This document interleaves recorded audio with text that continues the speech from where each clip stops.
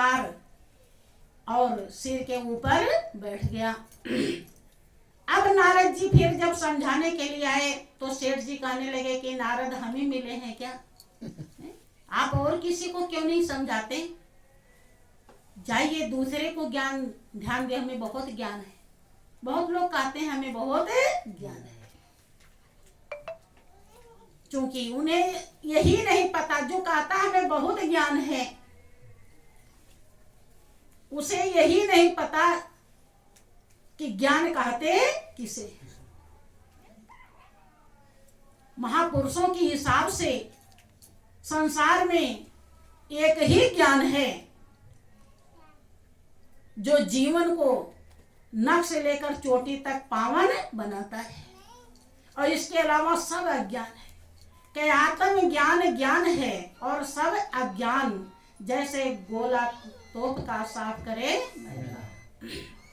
बंधु,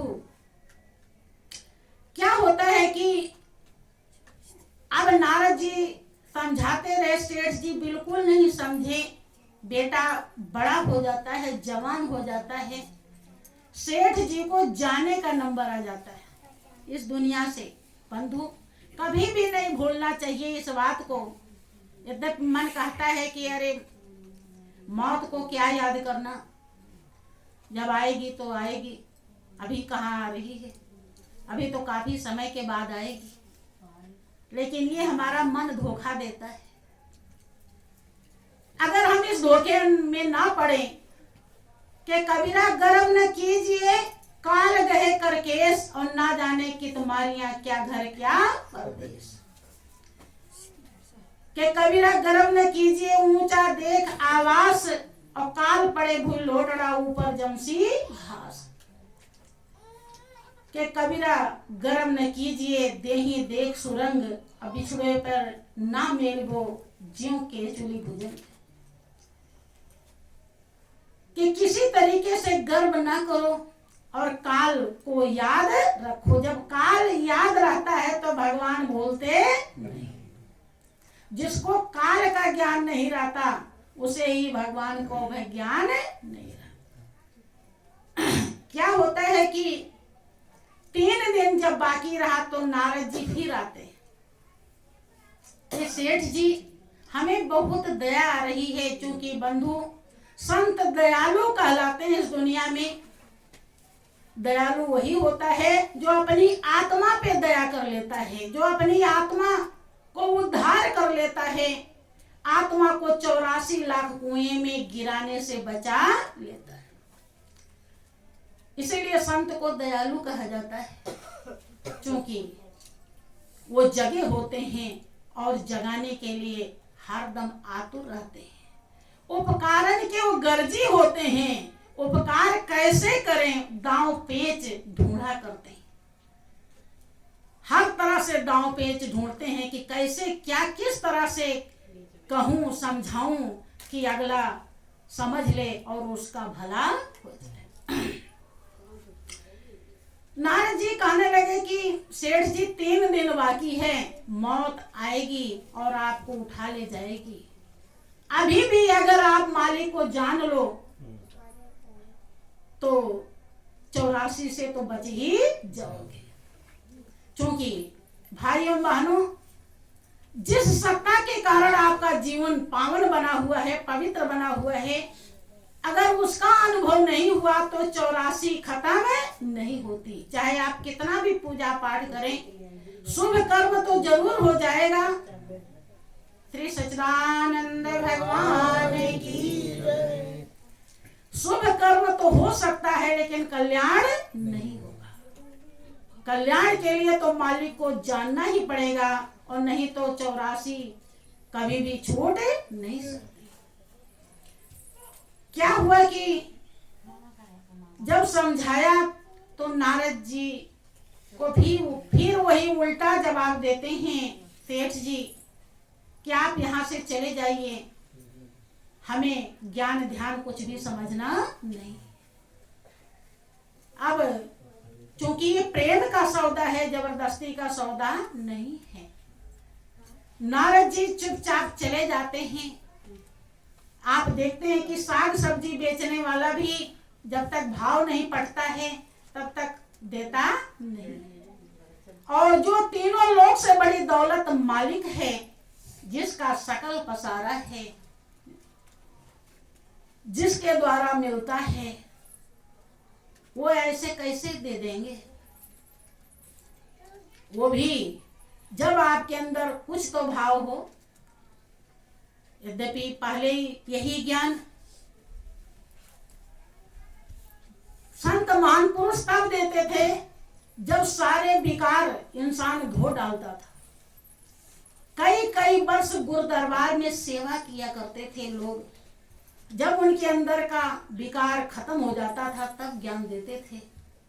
लेकिन अब ज्ञान देकर तब विकारों को धोया जाता है। उल्टा हो गया है, क्योंकि आज समय ही ऐसा, अगर विकार को धुलवाने में लग जाएं तो किसी का भी धुलेगा नहीं, क्योंकि धुलवाने का किसी को गरज ही नहीं है। भले ही वो एक नरक नहीं 100 कल्प तक नरक में रहें, वो मंजूर है, लेकिन शांति आनंद चैन पाना मंजूर नहीं। भाइयों बहनों, अगर जीते जिंदगी आपको शांति नहीं मिली, आनंद नहीं मिला, सुख नहीं मिला, जीवन का ध्येय और लक्ष्य पूरा नहीं हुआ, तो आप बेचैन होकर इस दुनिया से चले जाएंगे। आगे ये मिलने वाला नहीं। क्या भूले मन समझ के लाद लदनिया, थोड़ा लाद बहुत मत लादे, टूट जाए तेरी गर्दनिया। क्या प्यासा हो तो पानी पी ले, आगे देश निपनिया, और भूखा हो तो भोजन कर ले, आगे हाट न बनिया। मालिक की प्यास और भूख है तो यहीं पर भूख और प्यास को मिटा लीजिए। आगे अपने यातनाओं से जब घबराओगे, दर दर ठोकरे खाओगे, तो मालिक पुकार सुनने वाला नहीं। फिर क्या होता है कि जब नारद जी चले जाते हैं तो सेठ जी गौर करने लगे कि संत झूठ बात नहीं कहते हैं, हम माया के वशीभूत होकर के उनकी बात को माने नहीं, इसका मतलब नहीं कि वो जो कह रहे हैं सही नहीं है। हो न सके कि 3 दिन के बाद मौत हमारी आ ही जाए, तो फिर क्या होगा? उन्होंने कहा, बेटा ऐसा करो, रथ हमारी सजा दो, हम जंगल में चले जाते हैं, मौत तीसरे दिन आएगी यहाँ घर पे, और जब हम नहीं रहेंगे तो फिर क्या करेगी? बेटे ने भी सजा दिया और सेठ जी जंगल में चले गए। जंगल में जब पहुंचे तो भूख प्यास से एकदम व्याकुल हो गए।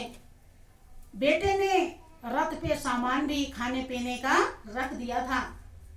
सेठ जी सोचने लगे कि अब स्नान कर ले, इसके बाद कुछ खाएं पिए।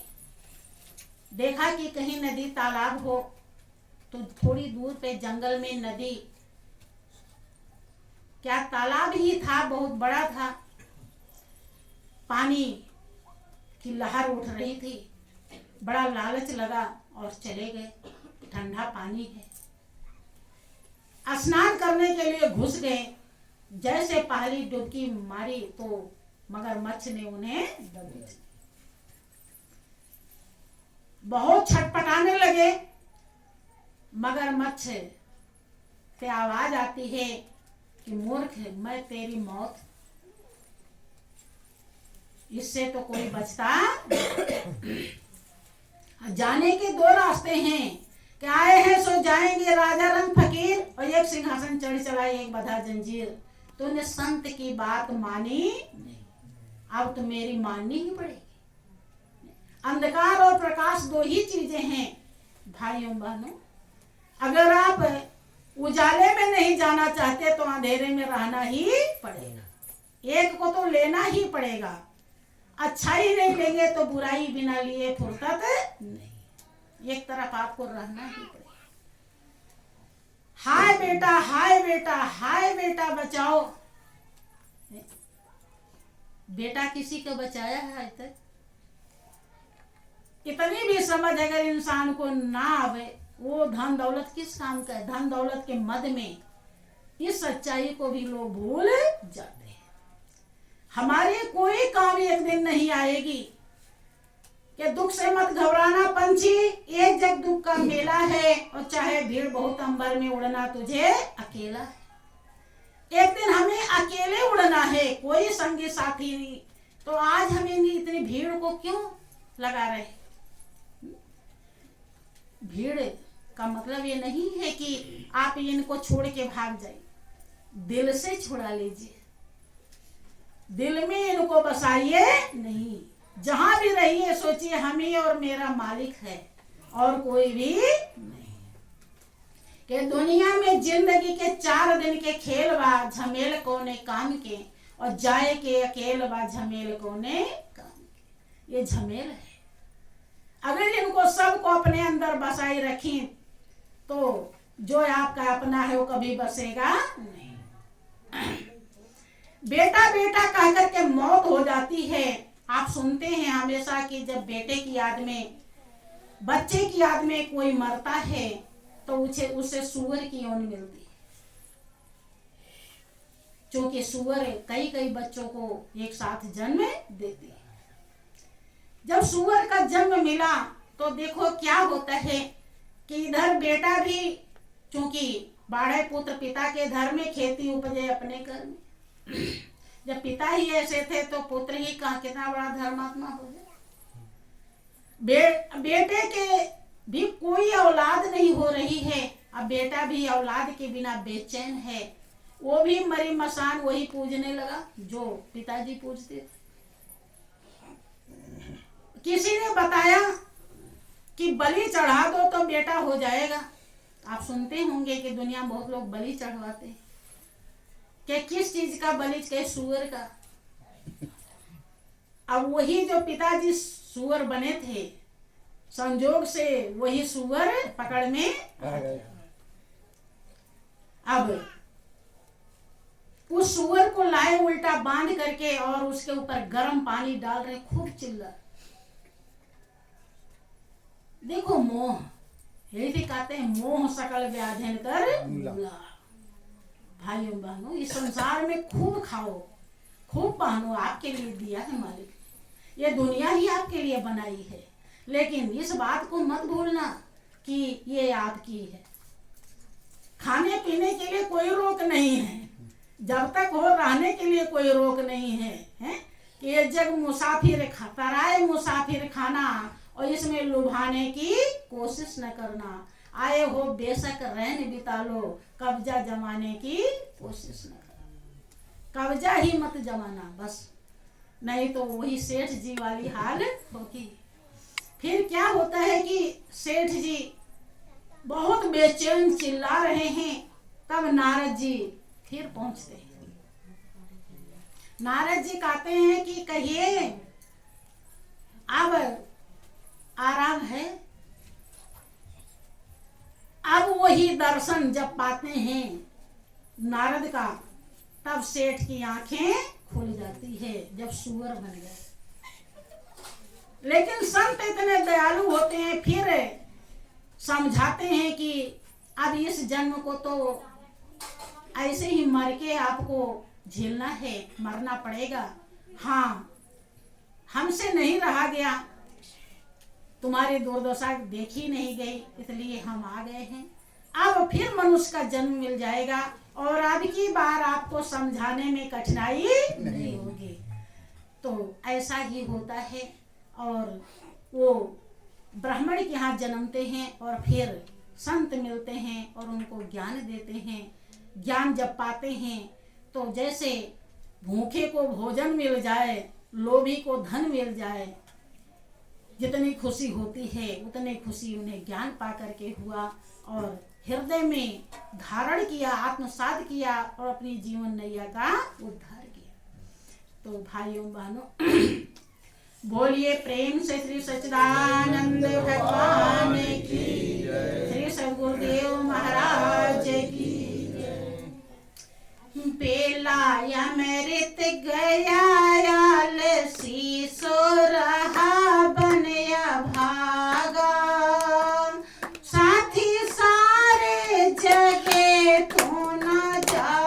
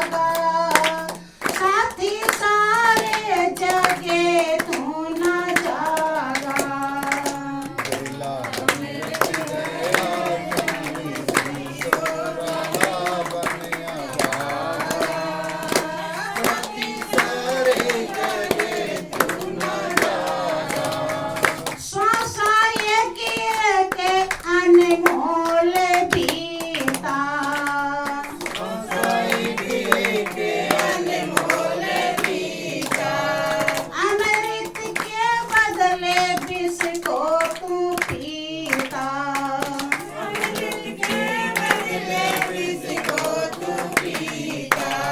सौदा घाटे का कर हाथ माथे पर धर रोने लागा, साथी सारे जगे तू न जागा।